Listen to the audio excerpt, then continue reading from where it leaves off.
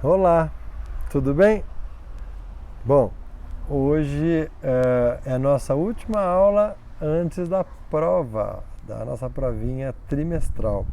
Fiquem tranquilos, fiquem tranquilas. A prova está muito boa, muito gostosa de ser feita, vocês não vão ter dificuldade. Eu acho que tem um exercício que é um pouco mais desafiador, que eu gostaria que vocês pensassem com calma, tá? Vocês vão ter tempo de sobra para fazer. Uma coisa muito importante, é que todos vocês tenham acesso ao estuda.com, tá? Por quê? Porque senão você não consegue, a prova vai ser por esse meio. Então, se você não tiver, você não vai conseguir fazer a prova. Eu estou já há algumas semanas alertando. Então, se você hoje tiver com problema de acesso ainda, vai lá e se comunica comigo no fórum, em qualquer meio possível aí. Se comunica comigo e fala assim: eu não estou conseguindo entrar no estuda.com, tá? É importante que na semana que vem você tenha acesso para poder fazer a prova, tá bom? Bom, eu coloquei na aba e-learning de vocês, eu coloquei uma ficha que ali tem todos os assuntos que vão cair na prova e as páginas do livro ou as fichas, né? No caso de umidade relativa do ar, umidade absoluta, tem naquelas fichas que eu passei para vocês e no caso do resto tem no livro. A prova ela tem 10 questões e das 10, uma questão é sobre umidade relativa do ar, tá bom? Então fiquem tranquilos, vocês já fizeram muitos exercícios sobre isso, estão sabendo bem, tá? A minha função hoje eu preparei uma aula de revisão, tá? Eu vou falar sobre todos os assuntos que nós falamos até agora, para vocês terem uma noção do assunto, tá bom? Bom, a primeira coisa é a umidade relativa e a umidade absoluta do ar. Então vamos retomar aquela tabela, né? Lembra daquela tabela que nós tínhamos a temperatura de uma região e a umidade absoluta máxima?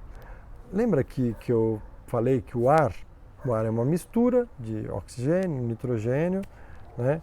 E aí nós temos a possibilidade de ter água no ar, só que essa quantidade de água não é infinita, ela tem um máximo possível. E esse máximo é em função da temperatura, entre outras coisas que eu não entrei em detalhes, né? Pressão atmosférica, por exemplo, né? Eu estou sempre imaginando que a pressão é a mesma. Bom, o que acontece? Quanto maior a temperatura da região, mais água é possível eu dissolver no ar. E o inverso é verdade, quanto mais frio está, menos água é possível dissolver no ar. Então lembra, eu tô com o meu ambiente aqui, calor, e vamos imaginar que hoje está um dia úmido, vamos imaginar, e aí eu abro o freezer. Quando eu abro o freezer, o que eu promovo naquele ambiente, no ar que está do lado de fora do freezer? Um abaixamento de temperatura. Quando eu promovo um abaixamento de temperatura, o que acontece com a umidade absoluta máxima? Com a quantidade de água que cabe dissolvida naquela solução, naquele ar? Diminui. A quantidade de água que cabe quando eu diminuo a temperatura, diminui. Portanto, formam pequenas gotinhas, que é aquela fumacinha branca que você vê no freezer, né? Bom, essa tabela que nós estudamos, ela é uma tabela que vai de menos 5 graus Celsius, a temperatura do ar, até 55 graus Celsius. É a variação de temperatura. E aí, cada temperatura tem um máximo de água possível para dissolver no ar. Né? Por exemplo, a menos 5 graus Celsius, o máximo que dá para dissolver são 3,4 gramas de água por 1.000 litros de ar, ou por 1 metro cúbico de ar. Né? A 20 graus Celsius, eu já consigo colocar 17,3 gramas de água por metro cúbico de ar. A 30 graus Celsius eu consigo colocar 30,4 e assim por diante. Isso que vocês estão vendo é sempre o meu máximo, é a umidade absoluta máxima. Absoluta é porque ela está em valores, em número mesmo. 30,4, 28,8, 43,9. É um número absoluto. Mas quando eu quero trazer em números relativos, eu trago uma porcentagem. Então, qual é o meu padrão? Esse máximo aqui. Esse máximo, por exemplo, a 4 graus Celsius, o máximo que cabe, vamos pôr a 3 graus Celsius, o máximo que cabe são 6 gramas de água a cada 1 metro cúbico de ar. Isso é o meu 100%, é o máximo que cabe. Então, se eu tiver a umidade relativa, a umidade do ar a 3 graus Celsius, se eu tiver ela a 100%, significa que tem 6 gramas de água a cada metro cúbico de ar, certo? E se eu, ao invés de falar que está a 3 graus Celsius, se eu falar que não é 100%, se eu falar que é 50%, é metade. E se eu falar que é 60%? Regra de 3. 100%, 6 gramas de água por metro cúbico de ar. 100%. 60%, X. Aí multiplica, sai o valor. Tá? Então a umidade relativa é relativa a esse máximo. Tá? Então, por exemplo, se eu tiver... Vamos pegar um outro exemplo aqui, um número fácil. 23 graus Celsius. A 23 graus Celsius, o máximo possível para se dissolver é de 20,6 gramas de água a cada metro cúbico de ar. Está escrito aqui. Esse é o 100%. Qual é a quantidade absoluta de água se eu tiver 50%? Eu vou por 50% que é a continha mais fácil. 50% é metade. Tá? 23 cabem a 23 graus Celsius. O 100% é 20,6. 100%. 50% é metade, é 10,3. Certo? 10% era só você multiplicar em cruz. Daria 2,06. 60%, 100%, 20,6. 60% X. Multiplica e resolve essa equação de primeiro grau fácil, que vocês sabem fazer muito bem. Tá? Então, essa questão isso for a tabela. Se eu tiver o gráfico, o que é esse gráfico? Essa linha vermelha é o máximo, é o ponto de saturação. É onde eu cheguei no máximo de água que cabe o ar naquela temperatura. Então, sei lá, a 14 graus Celsius cabem 12 gramas de água, aproximadamente 12 gramas de água por metro cúbico de ar. O gráfico é uma leitura mais imprecisa, né? A 14. A 35 já vai para quase 40, tá? Então você vê que vai aumentando à medida que aumenta a temperatura do ar, aumenta a quantidade de água possível para se dissolver. E daí vem vários fenômenos da natureza, né? Por exemplo, quando tem uma frente fria, diminui a temperatura, diminui a solubilidade de água no ar, diminuindo a solubilidade de água no ar, aquela água que está sobrando, ela precipita, ela pinga, tá? Bom, isso foi a umidade relativa do ar. Aí nós estudamos também outras coisas. Vamos abrir o livro. Nós começamos estudando no livro de Química, né, a parte 1. Nós começamos a estudar essa parte aqui, ainda presencialmente, né?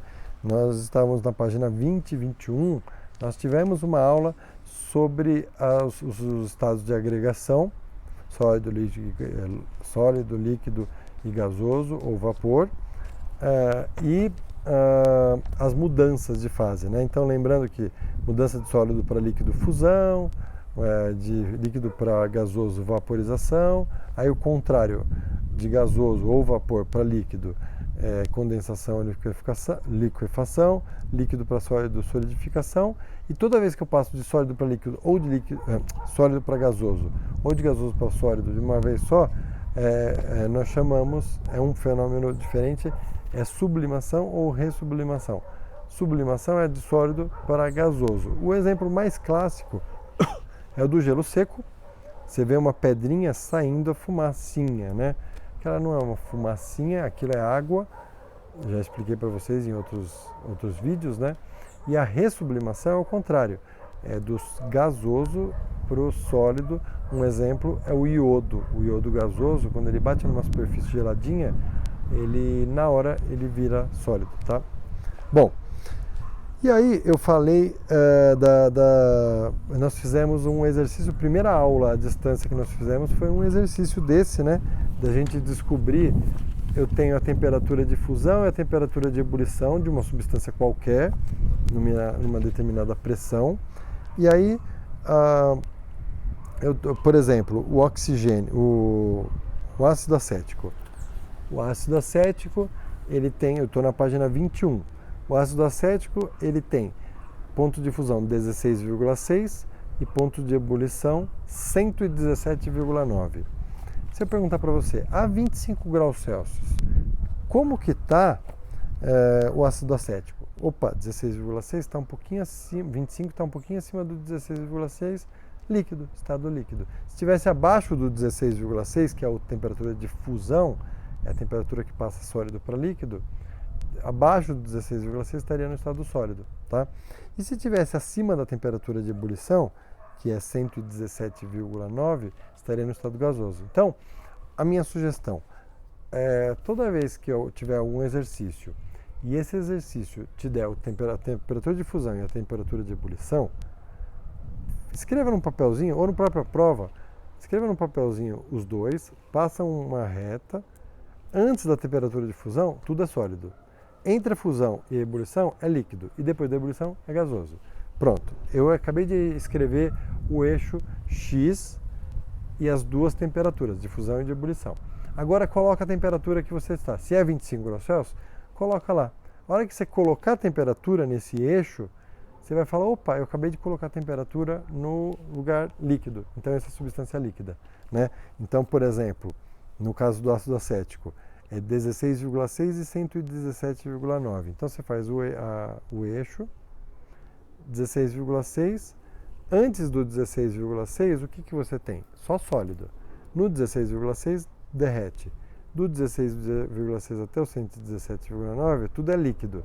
E depois desse, passa do líquido para o gasoso, aqui é vapor. Tá? Sólido, líquido e vapor. Tá? Então fizemos exercícios desses, vocês estão manjando bastante, né? Aí nós falamos sobre a volatilidade, né? Volatilidade é o quanto é o poder de evaporação que uma substância tem. Então você tem óleo e álcool. Qual dos dois vai evaporar mais rápido? Qual dos dois vai ter uma taxa de evaporação maior? O álcool. Então o álcool é mais volátil do que o óleo, tá? E aí nós estudamos a densidade. Densidade o cálculo da densidade é massa sobre volume. Tem lá na prova de vocês, tem um exercício, tem mais de um exercício de densidade.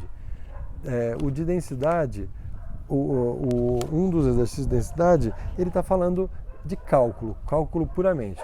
Então, a densidade é massa sobre volume. D é igual a m sobre V. Densidade é massa sobre volume. São três incógnitas, não são? D igual a m sobre V. Das três incógnitas, duas vão ser dadas. Às vezes, o exercício fala assim, a massa de um determinado corpo é de tanto e o volume é de tanto. Calcule a densidade. O que o exercício fez? D é igual a m sobre V. Ele deu m e deu V e pediu D. Agora, às vezes, o exercício dá a densidade, dá a massa e pede o volume. Às vezes o exercício dá a densidade, dá o volume e pede a massa. Então, saibam disso. O exercício ele tem a forma de calcular a densidade tem três incógnitas: D, densidade, M, que é massa, e V, que é volume. Ele pode dar dos três, dois e pedir um, tá? É sempre assim. Outra coisa que eu julgo, inclusive, mais importante do que o próprio cálculo da densidade é a interpretação da densidade, né? Por que uma coisa boia em outra? Ela não afunda. Porque uma é menos densa do que a outra. A gente tem a tendência de falar mais leve, mas não é mais leve. Um navio não é mais leve do que a água, né? Aliás, que água, né? Que a água do oceano, o navio é mais leve, né? Mas o navio é menos denso do que a água do mar, né? Então não faz sentido a gente falar mais leve, faz sentido a gente falar menos denso, tá? Eu comecei a aula de densidade perguntando, fazendo a brincadeirinha do chumbo. O que é mais denso? O que é mais pesado? 1 quilo de chumbo ou 1 quilo de algodão? A brincadeira é que os dois são 1 quilo, os dois têm o mesmo peso. Mas por que a gente tem a tendência de querer falar chumbo? Porque o chumbo é mais denso, tá? Então, aí entra no que eu quero falar. Vamos agora analisar, brincar um pouco com o conceito de densidade. Densidade e volume são inversamente proporcionais. Então vamos pensar aí nos professores de matemática falando de inversamente proporcional ou diretamente proporcional. Volume e densidade são inversamente proporcionais. Quanto maior a densidade, menor o volume. Olha só o chumbo e o algodão. O chumbo não é mais denso? Se eu pegar 1 kg de chumbo e 1 kg de algodão, 1 kg de chumbo, 1 kg de algodão, né? Quanto menor a densidade, o algodão tem baixa densidade, tem grande volume. Quanto maior a densidade, menor o volume. Maior a densidade, menor o volume. Menor a densidade, maior o volume. Tá? Densidade e volume são inversamente proporcionais. Outra coisa importante, se eu tenho uma substância e essa substância está na água e ela está lá no fundo. Por que ela está no fundo? Porque ela é mais densa que a água. E se eu começar a colocar na água alguma coisa, sal, por exemplo, e misturar, e mudar a densidade da água, e deixar a água mais densa, o que pode acontecer com esse objeto que estava lá no fundo? Sabe o que pode acontecer? Ele pode boiar. Você pode fazer esse exercício em casa. Faça essa brincadeirinha. Pega um copo com água e coloque um ovo. Você vai colocar um ovo lá, o ovo vai afundar. Normalmente ele afunda, tá? Os que não afundam é que estão com uma quantidade muito grande de gás, tá? Bom, o ovo afunda num copo com água. E agora comece a colocar sal. Joga sal dentro da água, você vai ver. O ovo vai flutuar, tá? Por que acontece isso? A densidade do ovo mudou? Não, mudou da água. A densidade da água era... o ovo tem uma densidade. Quando você jogou na água, afundou. Por quê? Porque o ovo tem uma densidade maior que a água. Quando você começou a jogar sal na água, a densidade aumentou, mas a do ovo ficou a mesma, só que a densidade passou a ser maior do que a do ovo. Então a do ovo passou a ser menor do que a da água. E a densidade menor flutua. Aí o ovo começa a flutuar na água, tá? Uma brincadeirinha que se faz. Se eu tiver, por exemplo, 2 frascos, pensa sempre no chumbo e no algodão, tá? Mas isso serve para 2 líquidos. Eu tenho 2 líquidos totalmente desconhecidos. Totalmente desconhecidos. Os 2 são transparentes. Um tem uma densidade de 2 gramas por ml. O outro tem uma densidade de 1 grama por ml. Aí, eu estou num laboratório, os 2 frascos desses 2 líquidos desapareceram, os frascos caíram. Só que eu tenho a mesma massa dos 2. Mesma massa. Eu ponho na balança, os 2 têm a mesma massa. Como que eu vou descobrir qual dos 2 líquidos tem a densidade? Qual é um líquido e qual é o outro? Simples. É só eu olhar qual dos 2 líquidos tem a maior densidade. O que tem a maior densidade vai ter um volume menor, porque os 2 têm a mesma massa. Quanto maior a densidade, menor o volume. Quanto menor a densidade, maior o volume. Então, voltando. Como que eu vou descobrir qual é o líquido? Um dos líquidos tem densidade de 2 gramas por ml, o outro tem densidade de 1 grama por ml. como que eu vou descobrir qual é qual? Sabendo que os dois têm a mesma massa. O líquido que tem densidade 2 gramas por ml vai ter um volume menor. O líquido que tem a densidade 1 grama por ml vai ter um volume maior. Tá? Então, isso são coisas da densidade que são importantes vocês pensarem. Toda vez que tiver dúvida, pensa lá no chumbo. 1 kg de chumbo, 1 kg de algodão. O chumbo tem um pouquinho, e é 1 kg. O algodão tem bastante para ser 1 kg. Toda vez que tiver alguma dúvida, cair algum exercício, alguma coisa, pensa no chumbo e no algodão que vai te ajudar. Tá?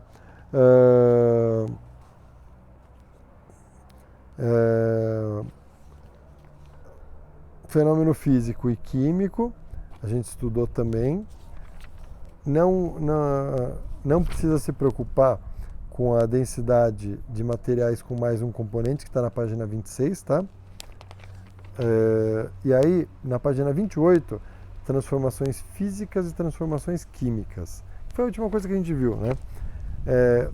Bom, só fazendo uma revisãozinha rápida, um deles, transformação física, você não tem alteração da matéria, a matéria continua sendo a mesma. Se você está tratando de água, continua sendo água. Se está tratando de vela, continua sendo vela. Se está tratando de, sei lá, de aço, continua sendo de aço. Transformação física, não. Transformação física, a substância se transforma em outra. Então, eu tinha prometido no vídeo anterior falar da vela e não falei, então vou falar agora. Quando eu acendo uma vela, tem duas coisas acontecendo, um fenômeno físico e um fenômeno químico, uma reação química, né? O fenômeno físico é a cera derretendo, ela derrete, ela passa do estado sólido para o estado líquido, né? Isso é um fenômeno físico. Só que quando ela derrete, vocês já pararam para pensar que o que é uma vela? Uma vela é uma barra de cera com um pavio lá dentro. Por que precisa da barra de cera? Tira a parafina. Tira a parafina, põe só o pavio. Peraí, se eu puser só o pavio vai queimar em 20 segundos, ele queima. Ué, então como que a vela funciona? A vela, quando a chama derrete a vela, o líquido derretido passa por dentro do pavio e queima. Então quem está queimando ali não é o pavio. O pavio ele serve só de um veículo de transporte da parafina derretida. Tá? A parafina derretendo ou derretida, esse processo, ou ela solidificando, é um fenômeno físico. A parafina queimando é um fenômeno químico. Tá? O alimento, a carne estragando, é um fenômeno químico. Uma lata amassando, um papel amassando, um papel sendo cortado, é um fenômeno físico, porque você continua tendo papel. Você cortou o papel, continua tendo papel. Você cortou o alumínio ao meio. Você tem alumínio, continua sendo alumínio, é um fenômeno físico. Tá?